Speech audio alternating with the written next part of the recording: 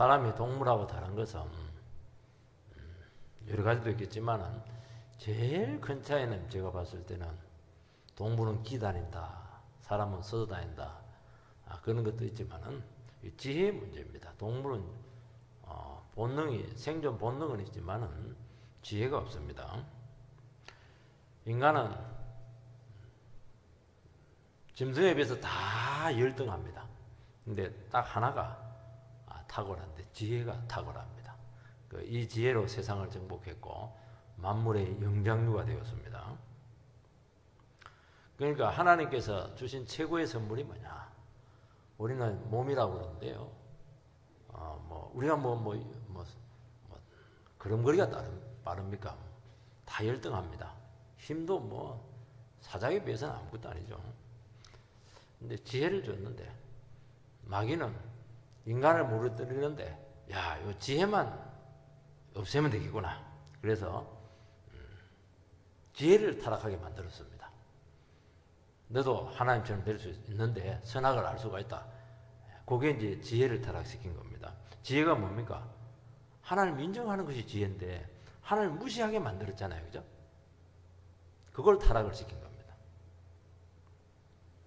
그래서 참 우리 인간이 지혜가 선한 도구였고 정말 온유의 도구였고 이 지혜로 생명을 살리고 하나님의 창조사에게 다 동참할 수가 있게 되었는데 완전히 세상적으로 타락하게 되었고 마귀적으로 쓰이게 되었고 죽음과 파괴적인 도구가 되었다는 겁니다. 그래서 사실은 지혜를 잃었다고 하는 것은 쉽게 말해서 다 잃은 겁니다.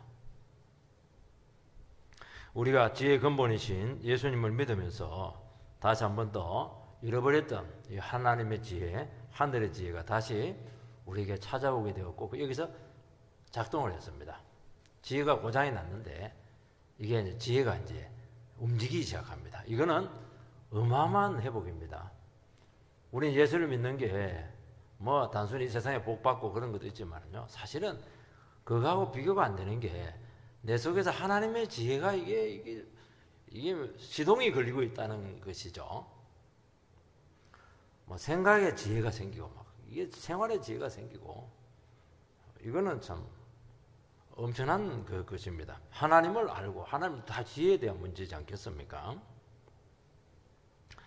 그렇지만 우리가 지금 회복이 되고 있지만은 여전히 우리 속에는 죄된 지혜가 그대로 남아 있습니다. 여러분 지혜의 힘은 너무 크기 때문에 이 칼을 조심스럽게 써야 되는 겁니다. 완전히 지혜로우면은 문제가 없어요. 그런데 두 개 섞여져 있습니다. 이걸 잘 쓰면 생명을 살리는 수술용 칼이 되지만은 이걸 잘못 쓰면은 살인 도구로 되는 겁니다. 그러니까 아주 짐승들은 죽일 때 그렇게 잔인하게 못 죽입니다. 인간은 죽이는 방법이 수천 가지 방법이 있어요. 왜냐하면 머리가 있다면 머리가 없으면 상관이 없어요. 머리 때문에 그렇게 되는 것입니다. 우리가 같이 믿음 생활을 하고 같이 교회에서도 생활하기도 하고 또 가까운 지인들을 우리가 이렇게 교제하면서 느끼는 게 뭡니까? 참 어쩔 때는 저분이 그냥 천사 같은 지혜를 가지고 계세요. 말하는데 그 말이 그냥 얼마나 우리를 살리는지요. 그런데 한순간에 보면 마귀 같은 지혜를 또 뿜어낼 때가 있습니다. 그래서 지금은 두 개가 왔다 갔다 해요. 하나님의 지혜도 있고 마귀 지혜가 있고 왔다 갔다 합니다. 성령 안 충만하면 완전히 마귀입니다. 성령 충만하면 거의 천사입니다. 참 그러니까 우리 편차가 너무 크니까 예수 믿고 나서 본인도 혼란이 옵니다. 내가 지금 어느 노선에 있는가 굉장히 어려울 때가 있어요. 그거는 뭐냐니까 우리 속에 두 가지 지혜가 있기 때문이라고 말씀하고 있습니다. 그래서 우리는 신앙생활을 하면서 우리가 살아가는 삶의 모습이나 행동이나 이 생각들을 늘 정직하게 들여다봐야 되는 겁니다. 내가 지금 살아가는 이 머리 쓰고 내가 지금 원리들이 지금 어느 지혜에 속한 것인가 이걸 늘 점검을 하라는 것입니다. 잘 점검이 안 되거든요. 근데 어떤 상황이 생깁니다. 어떤 특수한 일이 생겼어요.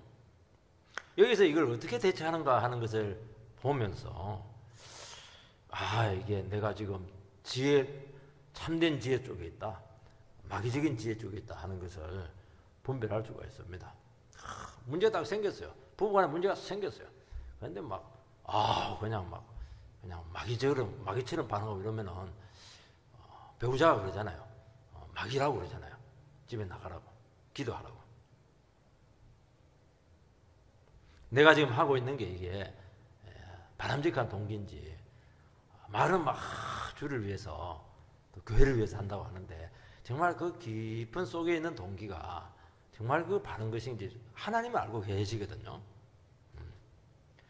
그럼 내가 지금 온유의 정신으로 지금 하고 있는지, 아니면 그냥 마귀처럼 파괴적인 것인지, 이런 것들을 전부 다 이렇게 점검을 이렇게 해야 이 아주 예리하고 능력 있는 이 지혜의 칼을 제대로 쓸 수가 있다는 것입니다. 그리 안 되면 요게요 굉장히 무섭습니다. 이게 또 우리가 진리까지 장착이 되고 버리면요 이게 참 악한 도구가 될 수 있습니다. 오늘은 다 얘기하지 않고 세상적인 지혜에 대해서 한번 살펴보도록 하겠습니다. 첫 번째는 거짓된 지혜입니다. 14절 말씀. 그러나 너희 마음속에 독한 시기와 다툼이 있으면 자랑하지 말라. 진리를 거스려 거짓말하지 말라. 우리가 지난주에 13절을 우리가 살펴봤습니다. 너희 중에 지혜와 총명이 있는 자가 누구냐? 그는 선행으로 말미암아 지혜 온유함으로 그 행함을 보일지니라. 우리 한 절을 살펴봤어요. 이게 이제 지혜가 작동하는 원리입니다. 바른 지혜가 작동하는 원리예요. 지혜는 뭐라고 했습니까? 하나님을 인정하고 경외하는 데서부터 시작이 되는 겁니다. 하나님을 인정하지 않는 사람들은 전부 다 지혜가 없는 거예요. 그런데 하나님을 인정한다고 하는 것은 뒤집어서 이야기하면 내 자신의 무지와 무능을 진실로 고백하는 겁니다. 그러면 하나님께서 지혜를 주시고 총명을 주신다고 말씀하셨습니다. 그리고 하나님께 주신 그 지혜는 반드시 행동으로 나타나게 되어 있고 반드시 좋은 열매의 결과로 나타난다는 겁니다. 그래서 결과가 없는 지혜는 이것은 지혜가 지금 잘못 작동되고 있는 겁니다. 그리고 이 지혜는 온유의 정신으로 써야 된다는 겁니다. 온유의 정신이 뭐냐니까 온유의 정신이라고 하는 것은 하나님을 자꾸 앞세우는 거예요. 우리식으로 표현하면은 내는 무지하고 잘은 모르니까 무슨 일이 생길 때마다 하나님께서 문제를 해결해 주시기 바랍니다. 하나님이 나보다 훨씬 더 똑똑하시니까 하나님께서 이 문제에 대한 해법이 있을 것을 믿습니다. 그러면서 계속 하나님을 쫓아가는 것입니다. 이게 온유한 거예요. 오늘은 이제 뒤집어서 14절에 보면 그러나 이렇게 되어 있는 거 보면은 세상적인 지혜는 이제 그 반대로 한다는 겁니다. 온유가 아니고 독한 시기와 다툼으로 작동을 한다는 겁니다. 그리고 계속 자기를 자랑해요. 그리고 진리를 자꾸 거슬려서 행동한다는 겁니다. 그게 빗대어져 있어요. 이게 진리고 바른 것이면 이게 참 이렇게 그게 맞춰서 해야 될 텐데 하나님 싫어하는 짓을 골라서 이렇게 한다는 겁니다. 미련한 자식은 잘 모르는데요. 똑똑한 자식은요. 자기 수가 틀어지면 부모님 싫어하는 짓만 골라서 합니다. 그 애가 굉장히 똑똑한 애인데 못된 거죠. 거기에. 우리가 그런 능력이 있다는 거예요. 그게 뭐냐니까 진리가 지금 잘못 작동하고 있는 거면 거짓된 진리라는 거예요. 거짓된 지혜라는 겁니다. 하나님을 인정하거나 앞세우지 않고 내가 더 똑똑하다는 것을 우선시한다는 것이죠. 결국에는 이제 그 근본적인 원인으로 들어가보면 하나님을 인정하지 않고 다스림을 받지 않는다는 겁니다. 그 예수 믿는 사람들은 어떤 처지 가운데서도 하나님이 지금 나를 지배하도록 자꾸 그게 성령 충만인데 그걸 놓치지 않아야 되는 겁니다. 그러니까 시기와 다툼이라고 하는 것은 하나님이 없는 지혜의 특징이라는 것입니다. 여러분 시기라고 하는 것은 남이 잘 되는 것을 샘내고 미워하는 것입니다. 사촌이 땅을 사면 배가 아프죠. 옆집 아이를 막 칭찬하면 지 자식은 막 쌍심지를 켜고 막 시기합니다. 우린 또 이기적인 야심이 다 있습니다. 다른 사람을 이게 선의의 대상으로, 동력의 대상으로 보는 것이 아니고 막 경쟁의 대상으로 자꾸 보고 경계하고 기회만 되면 막 틈만 타면 막 깎아내리고 이렇게 하는 겁니다. 이게 전부 다 어디서 왔냐니까 하나님을 인정하지 못하기 때문에 왔다는 겁니다. 여기 보면 이제 시기인데 시기에 대해서 앞에 좀 아주 심한 말씀을 하고 있어요. 독한 시기다는 거예요. 아주 독하다는 거예요. 못됐다는 겁니다. 쉽게 말해서. 이 시기심이라고 하는 것이 굉장히 강력한 것인데 여러분 여자의 시기는 살인을 일으키잖아요. 남자도 마찬가지겠죠. 굉장히 강력한데 이 독한이 붙었기 때문에 이게 막 강력한 열정으로 나타난다는 겁니다. 대개 이제 시기를 늦게도 사람들은 좀 참아요. 그냥 도무지 참지 못하면 막 이 태도로 감정으로 드러나게 된다는 것입니다. 그래서 이 시기에 의해서 이게 시기심 갖고 막 악하게 나갈 때 보면요 정말 독합니다. 독해요. 끝까지 인정 안 하고 끝까지 자기 주장하고 그렇게 하는 것입니다. 이 독한 마음을 품으면 독한 시기심이 생기게 되고 독한 시기심을 가지게 되면 독한 말이 나오게 되는 거예요. 그래서 그리고 독한 행동이 나온다는 겁니다. 이게 왜 문제가 되느냐 하면은 독이 들어있어서 문제가 있다는 겁니다. 독이 들어있으면 사람을 죽이고 마비를 시키거든요. 그래서 우리 여러분 마음속에 독이 딱 들어있고 독한 마음을 딱 먹으면 마비가 와요. 막 그냥 아무 생각이 안 나요. 그러니까 그 독한 행동을 하는 겁니다.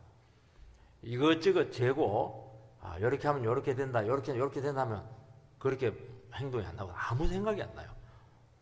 죽여야 된다 그 생각만 딱 나는 겁니다. 뛰어내려야 된다 그 생각만 나는 거예요. 그러니까 아주 악한 행동들이 나오는 겁니다.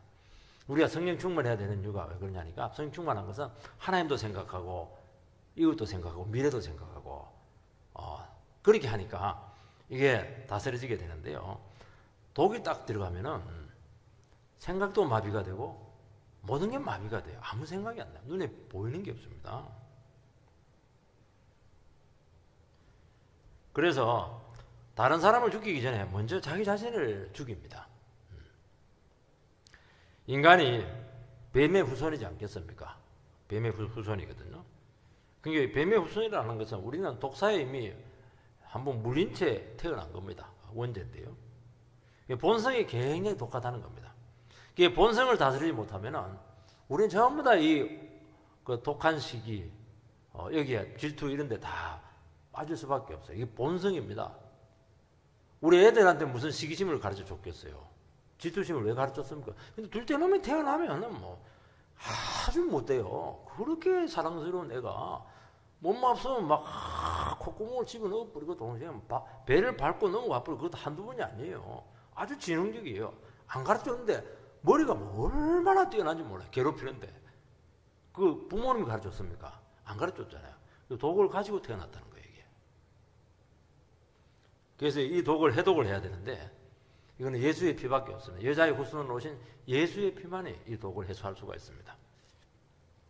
이 다툼이 나오는데 다툼은 파당을 지어서 분쟁하는 겁니다.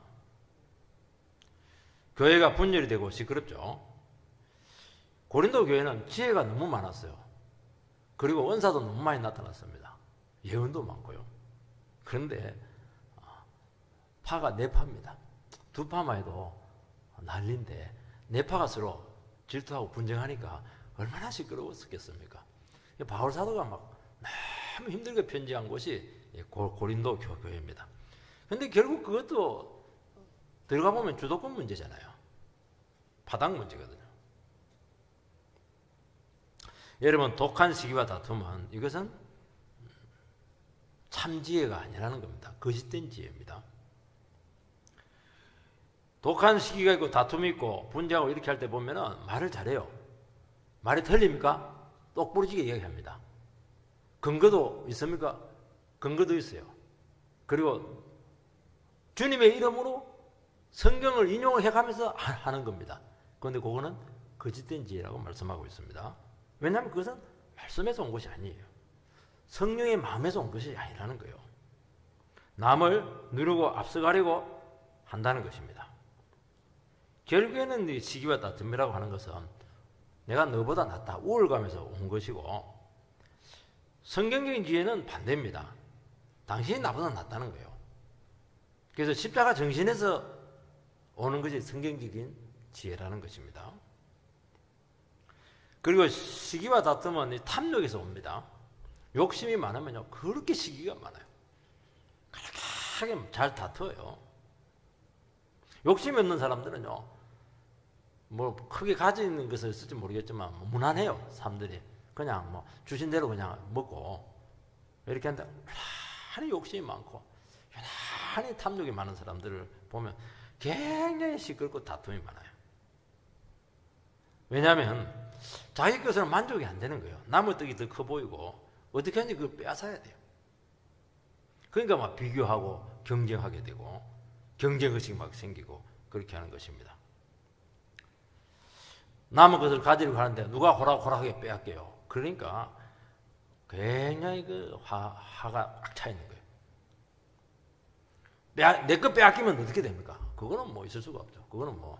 그거는 반드시 복수를 해야 되는 것입니다. 그래서 우리는 이 잘못된 기대를 이게 잘 다스려야 돼요. 이게 안 되면 결국에는 시기하게 되고 다투게 되고 분쟁을 하게 된다는 것을 알 수가 있습니다. 잘못된 기대가 뭡니까? 내 거 아닌 거는 내 거 아니다. 하나님 주신 것이 내 것이다. 하나님 내게 충분히 주었다. 이런 것들이 이제 평상시에 이걸 잘해야 돼요. 자녀들을 어릴 때 키울 때도 너 거 아닌 건 손대지 마라. 이렇게 해야 되는 겁니다. 그리고 자꾸 감사하도록 자꾸 이렇게 하는 거예요. 그리고 자기 것에 만족하는 것이죠. 그리고 의외로 사람들은 자기 것에 대해서 이렇게 만족을 못해요. 왜 그러냐니까 자기 것을 굉장히 과소평가합니다. 여러분, 우리 안에 있는 게 별도 과소한 게 없어요. 우리 굉장히 대단하거든요. 근데 뭐가 씌었는지 남의 것은 크게 보이는데 내 것은 굉장히 적게 보이는 겁니다. 아니에요. 내 안에 너무 좋은 것이 많아요. 그리고 예수를 믿고 지혜가 생기면은 내 안에 너무 소중한 것이 많다. 근데 이제 세상은 자꾸 속이거든요. 어떤 뭐 서열에 의해서 그 다음에 공부 잘하냐 못하냐, 돈 많냐 없냐, 지위가 높으냐 낮으냐 이런 걸로 인물이 좋으냐 안 좋으냐 이런 걸로 자꾸 이렇게 사람들을 비교하기 때문에 막 사람들은 굉장히 위축이 되고 자기가 초라해지게 하고 그런데 안 그래요. 예수를 믿고 우리가 총명이 딱 돌아오면 뭘 아냐니까 참 내 안에 다른 사람들이 모르는 내 안에 너무 귀한 부분이 있다는 것을 알게 돼요. 공부를 잘하는데 내 형님은 내 안에 보니까 형님한테 없는 너무 좋은 아름다운 마음이 있는 거예요. 어떤 것이 더 좋은 거예요. 그런 것들을 반해야 되거든요. 그 당시 헬라 철학의 영향으로 이 지식에 대한 열정이 굉장히 강했습니다. 그래서 이제 신앙생활을 하면서도 평범하게 성경을 읽고 이것도 성에 차지 않아요. 어떤 신비적인 체험들, 또 은밀한 지식들, 그걸 이제 영지주의다, 어려운 말로 그렇게 하는데, 이런 지식을 가진 사람들이 구원에 가깝다, 이런 가르침이 초대교를 완전히 그냥 덮어버렸어요. 그러면 결국에는 이제 이런 특별한 체험이 없고 어떤 은밀한 지식이 없는 신비적인 경험이 없으면 열등한 거예요. 그런 사람들은 막 무시를 하는 겁니다. 그렇게 되면 어떻게 되느냐? 있는 사람과 없는 사람이 교회 안에서 분리가 되기 시작하면서 엘리트성이 생기게 되었다는 것입니다. 고린도 교회가 왜 시끄럽냐? 너무 체험이 많았거든요. 너무 은사가 많았거든요.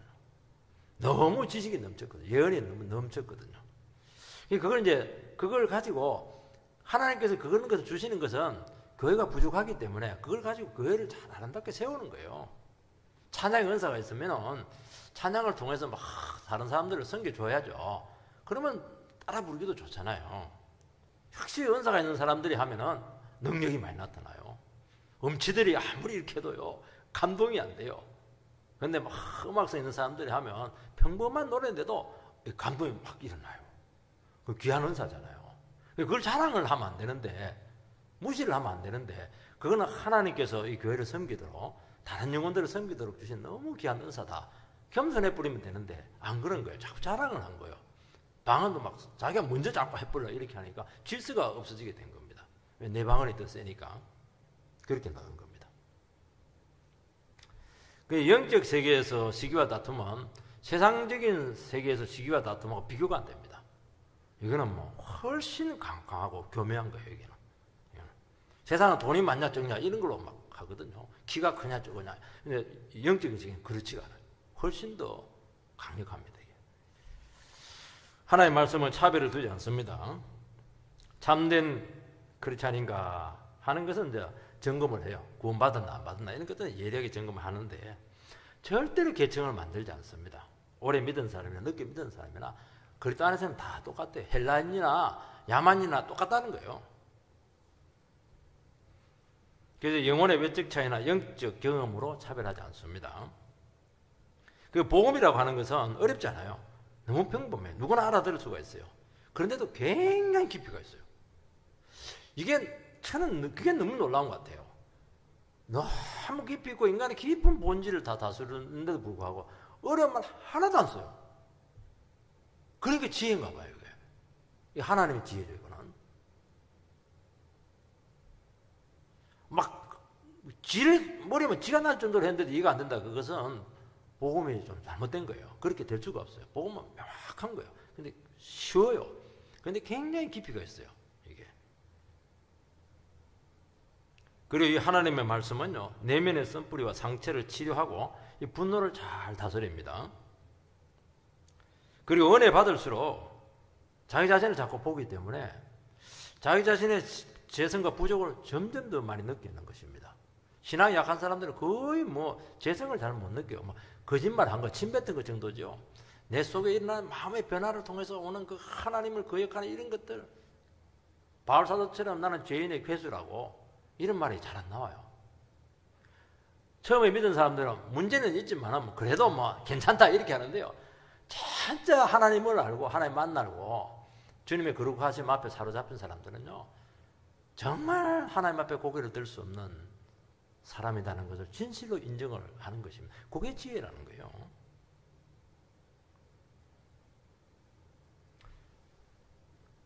그러다 보니까 다른 사람에게 신경 쓸 여유가 없습니다. 내 문제도 급한데요.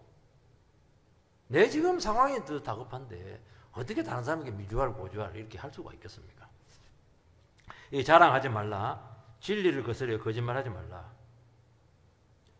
그러니까 이 거짓된 지혜를 가지고 있고 영혼의 상태가 참 안 좋은 때에 이걸 잘 점검을 해가지고 이때 자랑하지 말라는 거예요. 이때 진리를 빗대가지고 막 거짓말 하지 말라는 겁니다. 왜냐하면 마음의 상태는 결국 드러나는 것이거든요. 이 잔디밭을 키워보면 우리 사택 앞에 잔디밭이 있는데 잡초가 이게 만만치가 않아요. 막 그냥 아무리 뽑아도 그 다음날 보면 또 나 있어요. 하나 뽑았는데 3개 나 있어요. 참 뿌리가 얼마나 깊은지 몰라요. 너무 잘 자라요. 이 시기와 다툼은 잡초와 같습니다. 그러니까 이게 정말 뿌리 뽑기 힘들다는 거예요. 이게 왜 그러냐니까 우리 본 바탕이 그냥 제 바탕이라서 그렇다고 좀 생각이 돼요. 이 자랑한다고 하는 것은 주장하기 위해서 자랑하는 것이거든요. 진리를 거스려 거짓말하는 것은 자기 욕심과 이기심과 야망을 채우기 위해서 거짓말을 하는 것입니다. 여러분 그래서요 진리를 말하는 거하고 태도와 행동하고는 다를 수가 있는 거예요. 진리를 아무리 이야기해도요 사람들은 자기 욕심 앞에 딱 서면은 자기 이가 앞에 딱 서면은 진리를 딱 뒤로 팽개친다니까요. 예, 그거는 진리를 거스려서 있는 것이죠. 말하는 것이죠. 거짓말하는 게 이거는 거짓말하는 거예요. 뻔한 거짓말이 아니고 자기가 진리를 말하는 거고 지혜를 말하는 거고 처진하는 거는 반대다는 거예요. 아무리 잘해줘도요. 결정적인 고비에서 사람들은 보면은 결국에는 자기 거 챙깁니다. 다른 영혼 망가지더라도 상관없어요. 진리대로 안 해요. 선한 대로 안 합니다. 내 것부터 챙기는 거예요. 그러니까 욕을 들어먹죠.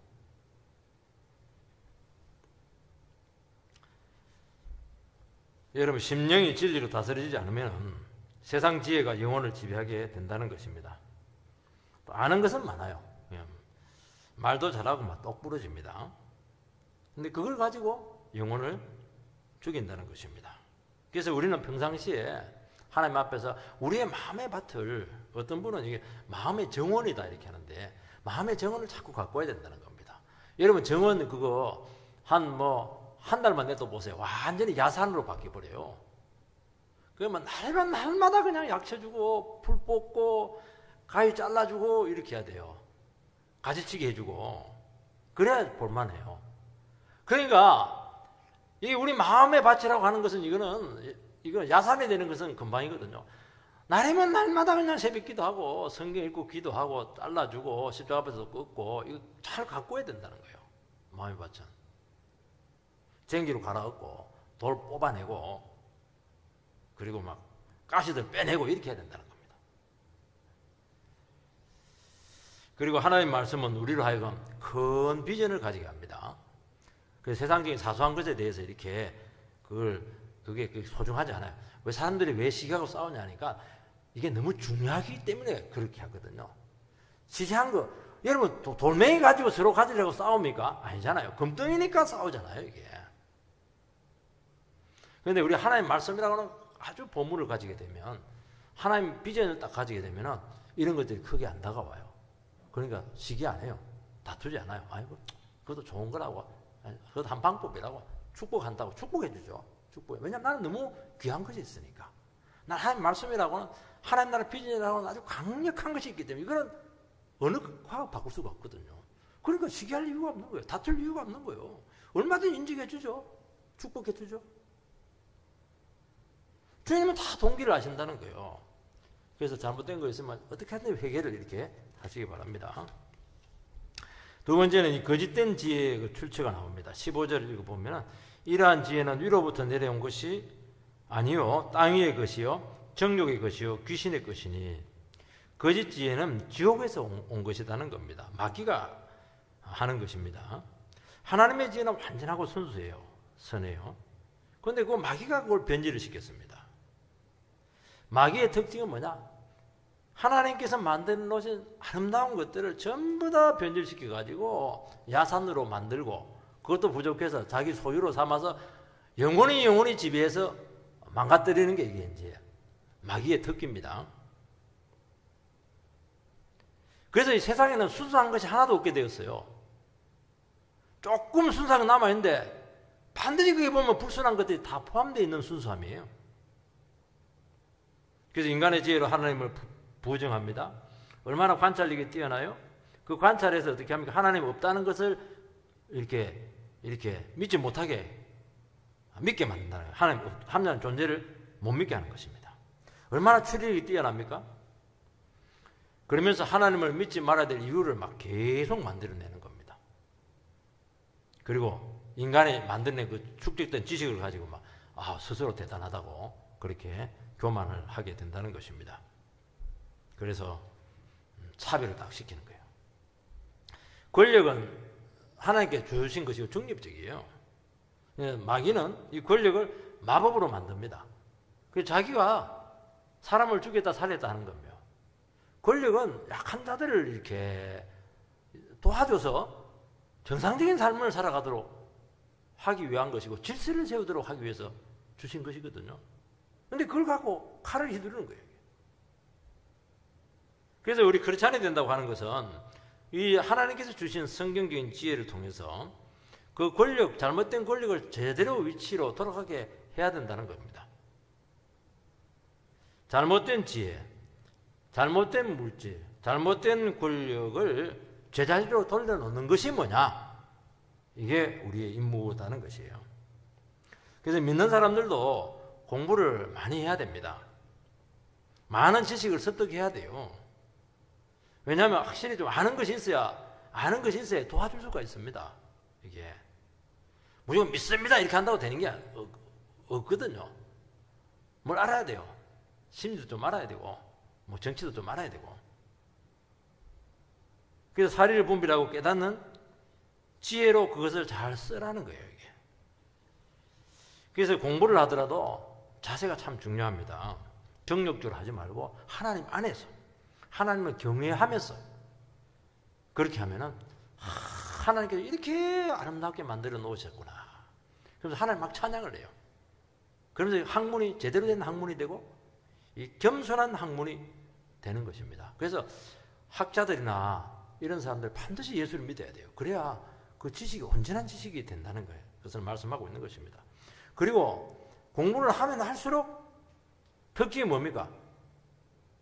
학사학위, 석사학위, 박사학위, 포스닥 뒤에 있는데 올라가면 올라갈수록 범위가 확 좁아져요. 특화됩니다. 그 말은 뭐냐니까 올라가면 공부를 하면 할수록 내가 알고 있는 것이 점점 없다는 거예요. 이게 아니 초등학교 나고 중학교 나온 사람 다 한다고 그래요. 그런데 그거는 뭘 모르는 거예요. 공부는 하면 할수록 모르는 게 너무 많다는 것을 아는 것입니다. 그래서 겸손해지게 되는 것이죠. 여러분, 교회가 세상에 똑똑하고 지식 있는 사람들을 그대로 인정하면 굉장히 위험합니다. 하나님의 원리 대신에 세상적인 방법이 우선될 가능성이 많아요. 머리가 워낙 좋으니까 막 경영도 하고 막 그냥 막 프로그램 꽉 하고 이렇게 하면은 또 되게 돼요. 근데 그건 하나님의 지혜가 아니기 때문에 반드시 부작용이 나타나는데 나중에 결국 시기하고 다툼하고 찢고 볶고 난리예요. 여러분, 세상 지혜가 지식이 마귀적이라고 하는 것은 세상 지식이 전부 다 나쁘다는 것이 아닙니다. 학교 안 다니면 어떻게 되겠어요? 공부해야 돼요. 세상도 그 지혜가 굉장히 필요해요. 그런데 이 지혜가 다시 하면 자기를 주장하게 한다는 것입니다. 자기를 드러내고 다른 사람을 판단하는 지혜가 된다는 것이에요. 그럼 결국 영혼을 이제 죽이게 된다는 겁니다. 그러니까 마귀적일 수가 있다는 거예요. 이게 이 정욕적이다 이렇게 되어 있는데요. 이게 뭐라고 되어 있습니까? 15절에 보면 정욕적이요 이렇게 되어 있어요. 땅의 것이요 정욕적이요 이렇게 되어 있습니다. 정욕적이라고 하는 것은 육적이라는 거예요. 육신은 제된 본성을 가지고 있습니다. 본능에 따르고 쾌락과 자기 안위만을 추구하는 것이 이게 정욕적이라는 거예요. 그러니까 하나님의 뜻 이런 것들은 생각을 하지 않습니다. 그래서 인간 경험상 나에게 유리한 것을 받아들이고 수용하고 그렇게 한다는 것입니다. 하나님이 어떻게 생각하시는가 이런 것들에 대해 전혀 분별을 해내지 못한다는 거예요. 사람은 영을 가지고 있거든요. 영을 무시하는 거예요. 여러분, 인간은 영이 채워져야 모든 것이 제대로 돌아가는 겁니다. 생각도 제대로 돌아가고 우리의 온몸도 제대로 쓸 수 있고 우리의 삶도 정상적으로 돌아가게 되고 하는 일도 정상적으로 되는 겁니다. 영이 이게 본질이거든요. 영이 이게 정상적으로 채워져야 이게 제대로 되는 겁니다. 영이 안 채워지고 죄된 육신에서 돌아가게 되니까 모든 것이 그냥 정욕적이에요. 그렇게 탐욕적일 수가 없어요.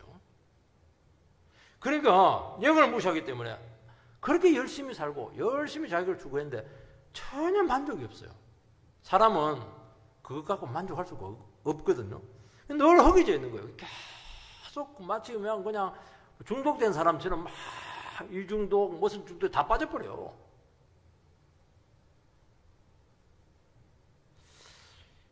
왜 그러냐니까 가치가 안 나왔어요. 가치가.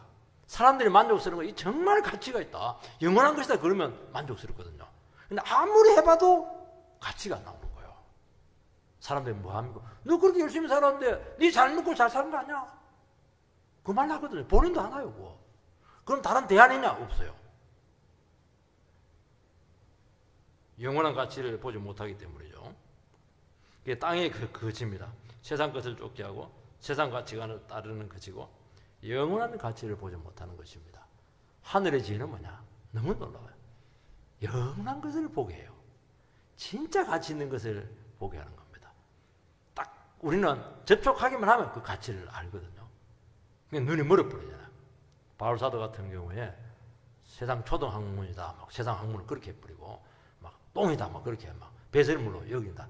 그리스도를 아는 지식이 너무 고상해가지고 막 그냥 다른 건 전부 다 그렇게 여긴다는 거예요. 그거는 그게 나쁘고 뭐 이렇게 그런 게 아니고 너무 주님을 아는 지식이 고상하다는 거예요. 가치를 알았다는 가치. 여러분, 세상 지혜가 그대로 교회에 들어와서는 안 되는 것입니다. 우리는 세상 사람들이 쓰는 방식을 막아야 돼요. 왜냐하면 세상에는 똑똑한 사람들, 유능한 사람들이 너무 많거든요. 그런 사람들이 세상을 주름 잡아요. 교회는 절대로 그런 사람들이 와서 주름 잡으면 안 돼요. 말씀의 사람, 은혜의 사람, 믿음의 사람, 눈물 흘리는 사람, 하나님을 인정하는 사람, 이런 사람들이 편안하게 신앙생활 할 수 있는 곳이 교회입니다. 절대로 똑똑한 사람들이 와가지고, 잘난 사람들이 와가지고 설치가 안 돼요. 근데 이 사람들은 능력이 있으니까 막 만족을 못해. 그걸 막 휘저어놔. 아니에요. 세상하고 교회는 별개입니다. 세상에서 교수지, 교회에서는 집사죠. 교수를 할 수가 없는 거예요.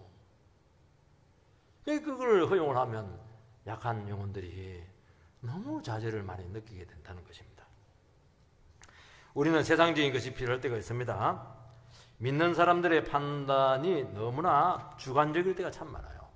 우리는 하나님만 추구하다 보니까, 그 가치만 추구하다 보니까 좀 상식이 많이 떨어질 때가 많습니다. 대화가 안 될 때가 참 많아요. 그거는 안 좋아요. 그래서 어떤 문제가 있고 이렇게 할 때 너무 영적으로 보는 바람에 이게 그냥 문제를 어렵게 만들어요. 주님의 뜻이 어디에 있습니까?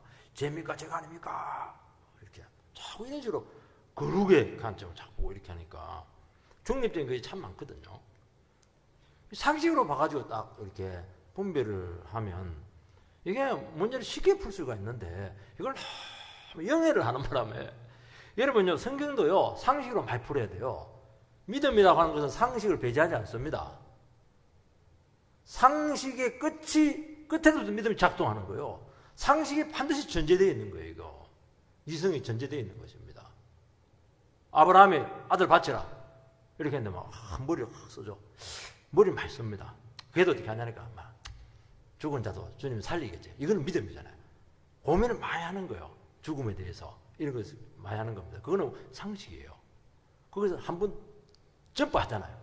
그래도 주님은 죽은 자도 살릴 수 있는 능력이 있다! 이런 아들을 바치는 거예요. 상식이 부정되지 않아요.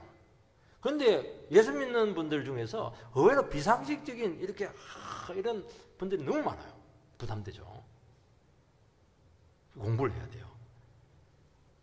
그러나 그 외의 것이 세상 지혜가 들어오게 해서는 안 되는 겁니다. 여러분, 믿는 사람도 세상적으로 공부를 잘할 필요가 있어요.